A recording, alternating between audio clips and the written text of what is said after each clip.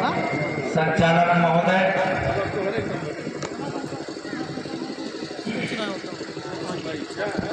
मानवता का पाठ पढ़ाने वाले विश्व गुरु तथागत गौतम बुद्ध के चरणों में नमन करते हुए, विश्व में भगवान बुद्ध के संदेशों को बिखेरने वाले देवानाम प्रिय विश्व विजेता सम्राट अशोक महान के चरणों में नमन करते हुए, विश्व रत्न डॉक्टर बाबा साहब अम्बेडकर, भारतीय संविधान निर्माता के चरणों में श्रद्धा सुमन अर्पित करते हुए, मूल निवासी बहुजन समाज में जन्मे समस्त गुरुओं, संतों, महापुरुषों को नमन करता हूँ।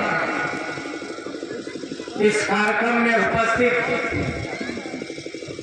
सभी बुजुर्गों, नौजवान, नन्हे मुन्ने बच्चों, माताओं, बहनों, मंच पर उपस्थित आज के कार्यक्रम की अध्यक्षता कर रहे दीपू मूल निवासी भाई, आप इस देश में जहां से मूल निवासी शब्द का उद्गार हुआ, आदिवासी, वनवासी, मूल निवासी, ऐसे प्रायवाची शब्दों के माध्यम से इन नामों का उच्चारण होता रहा। अंतिम आजादी के जन्म में मूल निवासी नाम का जन्म हुआ।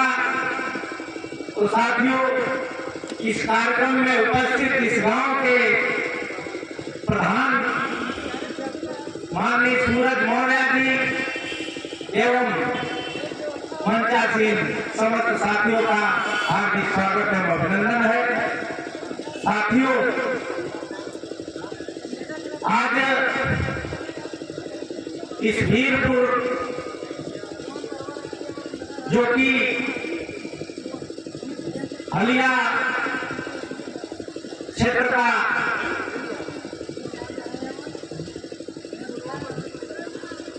गांव है, इस गांव में विश्व विजेता सम्राट अशोक महान जो कि मूल निवासी राजा रहे, इनको हम लोग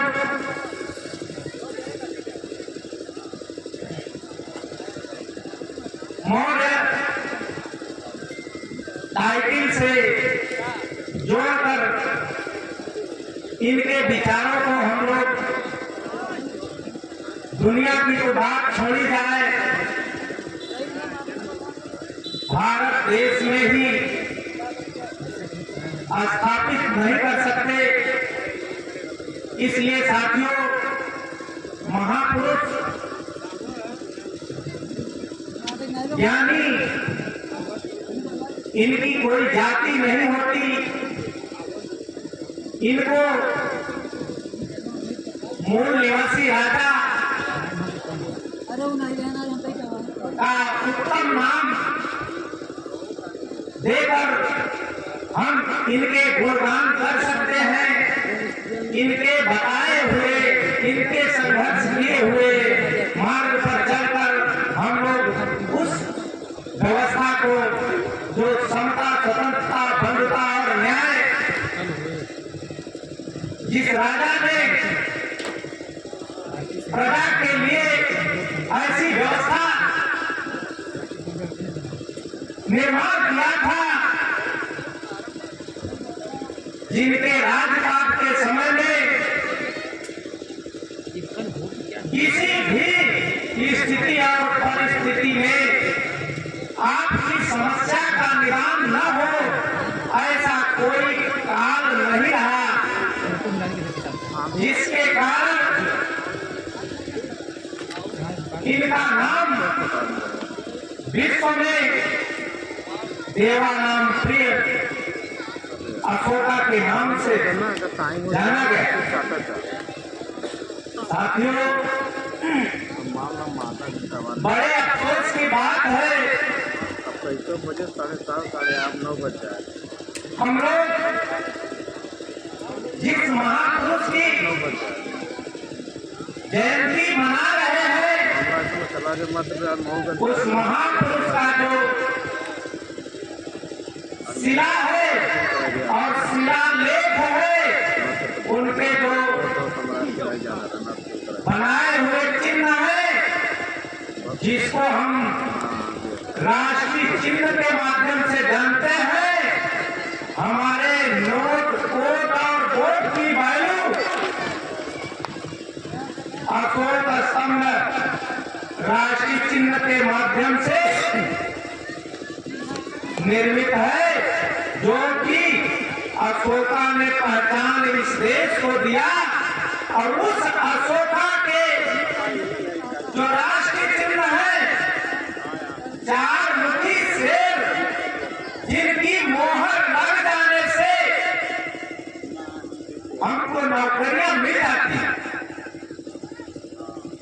साथियों, हम प्रधान बन जाते हैं, उनकी मोहर से हम जिला पंचायत बन जाते हैं, उनकी मोहर से हम एमएलए बन जाते हैं, उनकी मोहर से हम सांसद बन जाते हैं।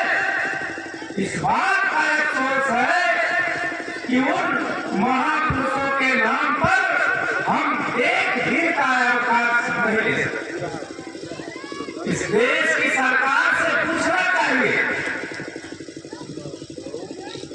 जो लोग इस देश में सत्ता शासन चला रहे हैं, वो लोग भी सम्राट अशोक की जयंती आज के डेट में मना रहे हैं। क्यों मना रहे हैं? हमारे समाज में जो हो रही जागृति है,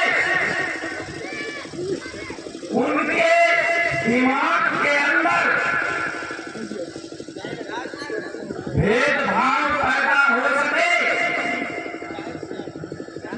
उनके मत के द्वारा दिए गए अधिकारों को वो ले सके, इसके लिए वो मना रहे।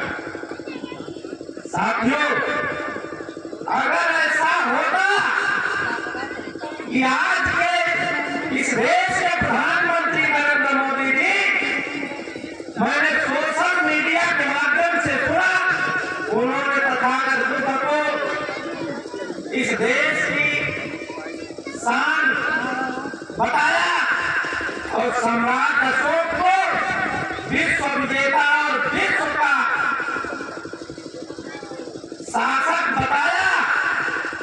क्या ऐसे शासक उनकी जुबान में इस भारत देश को एक दिन का अवकाश नहीं दिया जा सकता? दिया जा सकता है। साथियों,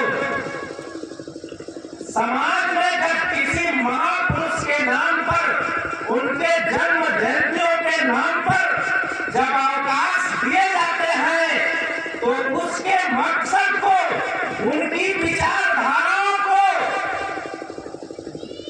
नन्हे बच्चों से लेकर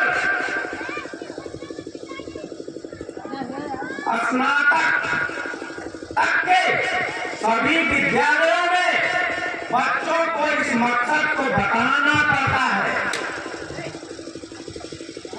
तो साथियों, अगर हमारे आने वाली पीढ़ी को हमारे महापुरुषों के मार्गदर्शन अगर अवकाश देकर नहीं बताए जाते, तो हमारे लोगों को यह महत्व समझ में नहीं आता। तो साथियों, अभी हमारे बहुत से साथी सारी बातों को रखे, मैं काफी देर से सुन रहा था। तो साथियों, अगर हमारे महापुरुष मूल निवासी राजा विश्व विजेता देवानंद प्रिय अशोका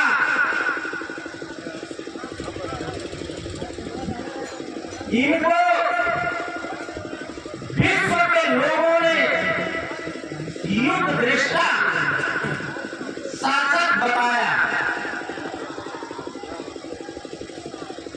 ऐसा शासक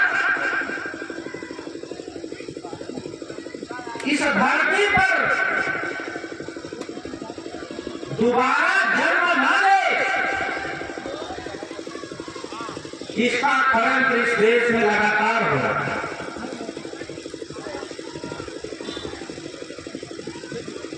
इन शासक को युद्ध दृष्टा जो कहा गया, उसका मात्र एक कारण रहा साथियों, इन्होंने कलिंग पर जो विजय किया वह एक पूरी क्रांति हुई। साथियों, आज के समय में हमारे गांव के लोग अगर ग्राम पंचायत का जो कुछ अंश जो सदस्य पद के नाम से जीत जाते हैं, लोग खुशियां मनाते हैं, मिठाइयां बांटते हैं, माला पहनते हैं। साथियों, विश्व पर विजय करने वाला ऐसा जो मूल निवासी राजा हुआ, विजय करने पर उन्होंने जश्न नहीं मनाया। इस बात पर गौर करना पड़ेगा, उन्होंने पीछे मुड़कर देखा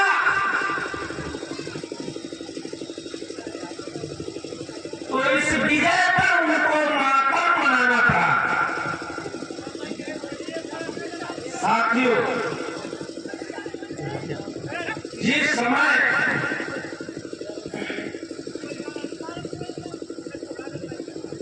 अशोक जी को इतनी खूनी क्रांतियां देखने को मिली, उस क्रांतियों को देखकर उनका दिल दहल गया।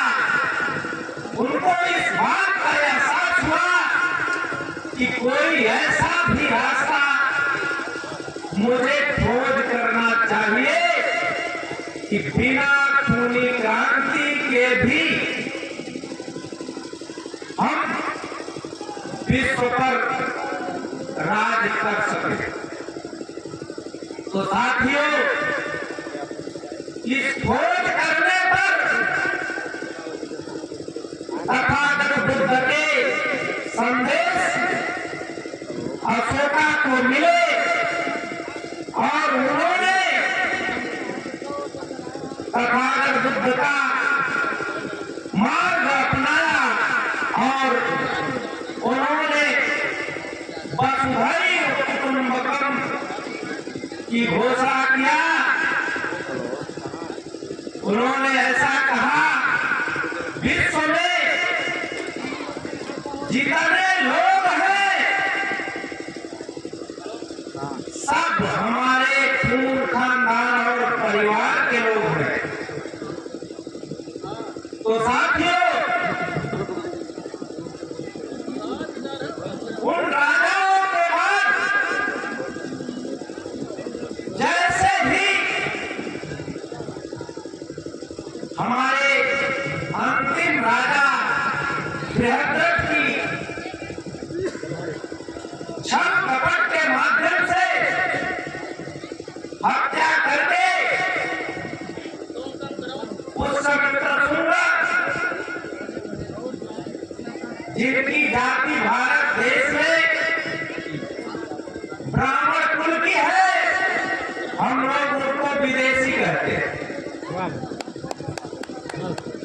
साथियों, विदेशी वह होता है जिनको इस देश में रह करके इस देश की जनमानस के प्रति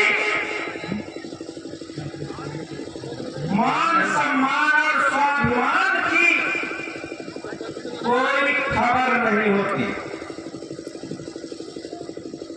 तो साथियों, हमारे मूल निवासी राजा बृहस्पति मौर्य की हत्या कर दिए ये लोग इस देश पर मनुस्मृति का राज कायम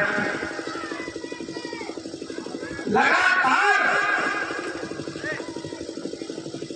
5000 साल से अधिक ये लोग हमारे ऊपर अन्याय अत्याचार करके शासन किए।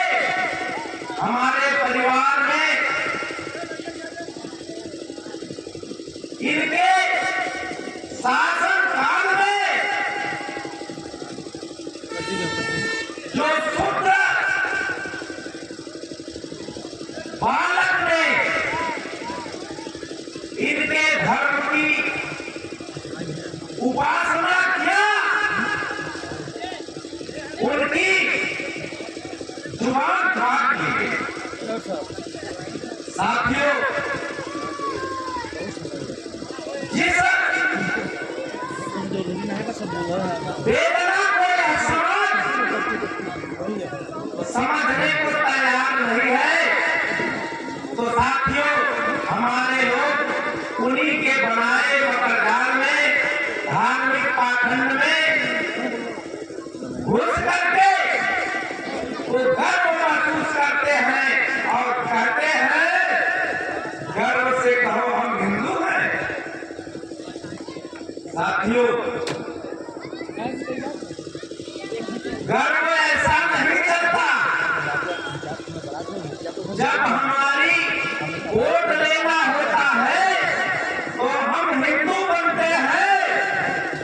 जब हमारे समाज के बच्चे पढ़ लिख कर डॉक्टर, इंजीनियर, मास्टर, वकील बनना चाहते हैं तो थोड़ा सा ये लोग हो गया, कोई बात हम लोग मैं जल्द 2 मिनट में अपनी बात समाप्त कर दे रहा हूँ। मैंने आप लोग रुक जाइए, ऐसा नहीं, रुक जाइए। नहीं 2 मिनट के लिए तो साथियों, 2 मिनट बोल कर तब जाए, समझ नहीं पा रहे। इस बात को ध्यान रखना पड़ेगा। इसी आशा और विश्वास के साथ मैं अपनी बात को समाप्त करता हूँ। नमो बुद्धाय, जय भीम, जय भारत, जय निवासी, जय भारत। हेलो हेलो विजय भाई,